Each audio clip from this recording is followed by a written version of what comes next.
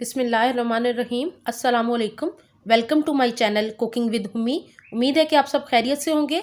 आज मैं वेजिटेरियंस के लिए एक बहुत ही हेल्दी ऑप्शन लेके आई हूँ और ये रेसिपी है पनीर भुर्जी की।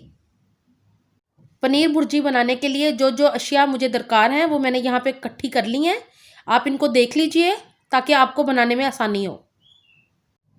अब आप इंग्रेडिएंट देख लें कि हमें किन किन चीज़ों की ज़रूरत है हमारी पनीर भुर्जी बनाने के लिए। यहाँ पे मैंने पनीर ली है, ये होममेड पनीर है जो कि मैंने 2 किलो दूध से हासिल की है। मैं इसकी भी रेसिपी आपको दूंगी। साथ ही मैंने 2 अदद बड़े प्याज ले लिए हैं जिनको बारीक चॉप कर लिया है। 1 टमाटर, इसको भी चॉप कर लिया है। 1 छोटी शिमला मिर्च, इसको भी मैंने चॉप कर लिया है। 2 हरी मिर्चें, ये भी बारीक कट कर ली हैं। 1 टेबलस्पून लहसुन अदरक का पेस्ट। देसी घी के 3 टेबलस्पून। थोड़ा सा दही। 1 टेबलस्पून कसूरी मेथी। और अब स्पाइसेस देख लेते हैं हमें। सबसे पहले यहाँ पे मैंने धनिया लिया है 1 टीस्पून। लाल मिर्च का पाउडर मैंने लिया है 1 टेबलस्पून। गरम मसाला 1/2 टीस्पून। नमक, ज़ीरा 1 टीस्पून और हल्दी 1/2 टीस्पून।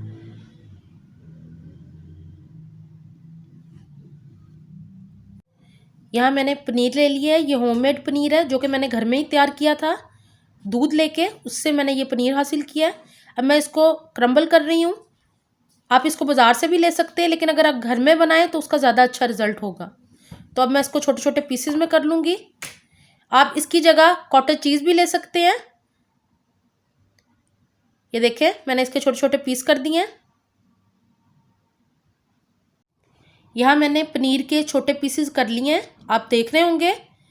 इससे ज़्यादा बड़े पीस नहीं करने, वरना पनीर भुर्जी में अच्छे नहीं लगेंगे। मैंने यहाँ पैन ले लिया है, इसमें मैं 3 टेबलस्पून देसी घी के शामिल करूँगी। आप इसको मक्खन या ऑयल में भी बना सकते हैं। जब देसी घी गर्म हो जाए तब उसके अंदर हम शामिल करेंगे ज़ीरा और इसको थोड़ी देर के लिए भूनेंगे और अपना प्याज शामिल कर देंगे इसके अंदर।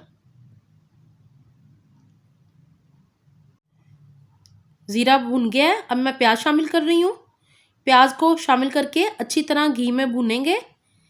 इसको हमने ज़्यादा ब्राउन कलर नहीं करना, लाइट गोल्डन कलर रखना है इसका। प्याज हमारा फ्राई हो रहा है घी में, आप देख रहे हैं। अभी इसका कलर चेंज नहीं हुआ, इसको हम 2 से 3 मिनट तक और फ्राई करेंगे। प्याज जब ट्रांसपेरेंट हो जाए तब हमने उसमें लहसुन अदरक का पेस्ट शामिल करना है। यहाँ मैंने 1 टेबलस्पून लहसुन अदरक का पेस्ट शामिल कर दिया।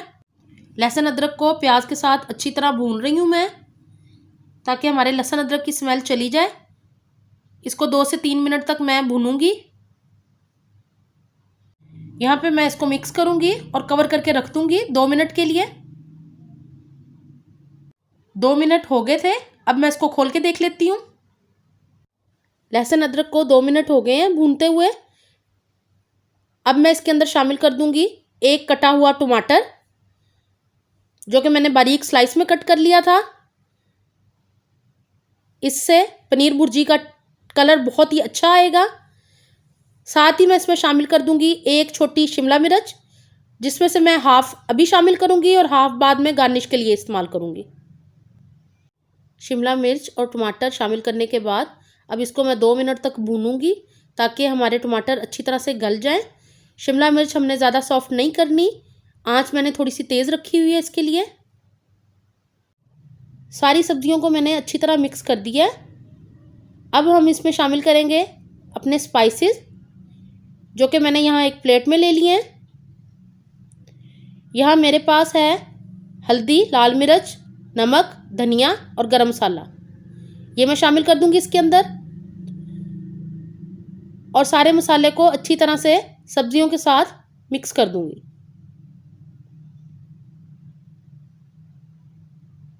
ताकि हमारी सब्जियों में स्पाइसेस का टेस्ट आ जाए।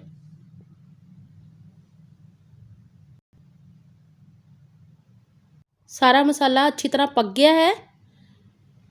अब मैं इसमें शामिल कर रही हूँ दही।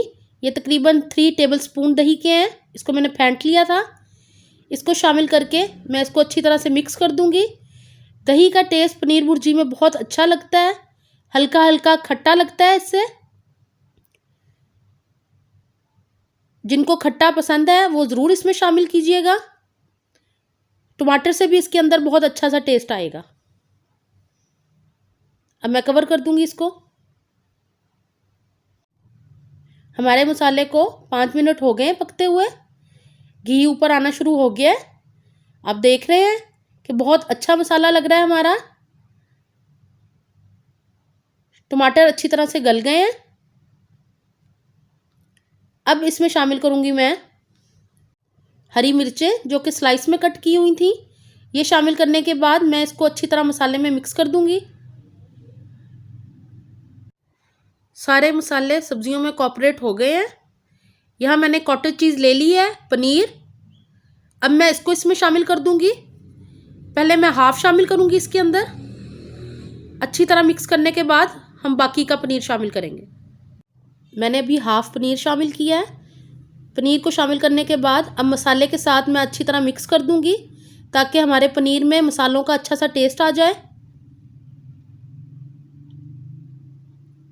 इसको अच्छी तरह मिक्स करने के बाद मैं बाकी का पनीर शामिल करूंगी।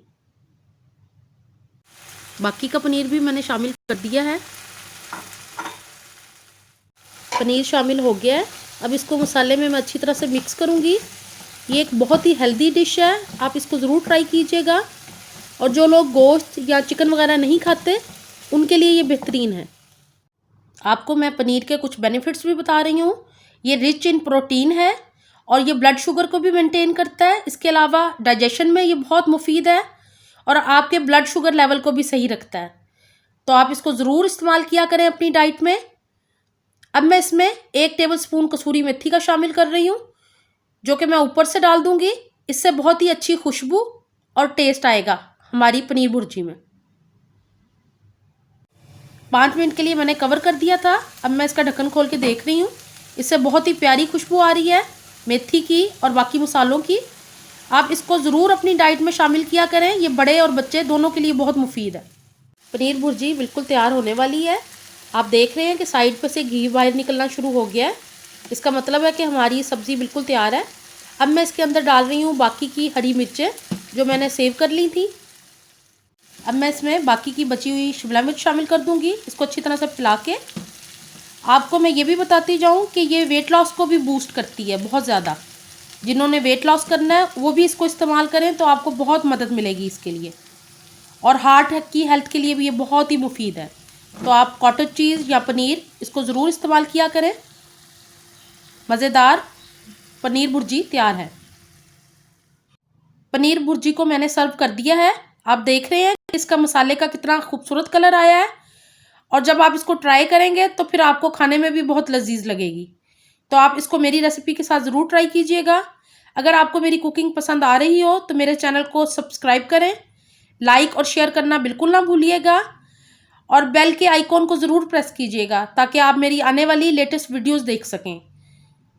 तो मुझे उम्मीद है कि आप लोग अपना ख्याल रखेंगे। इंशाल्लाह फिर मुलाकात होगी। अल्लाह हाफिज़।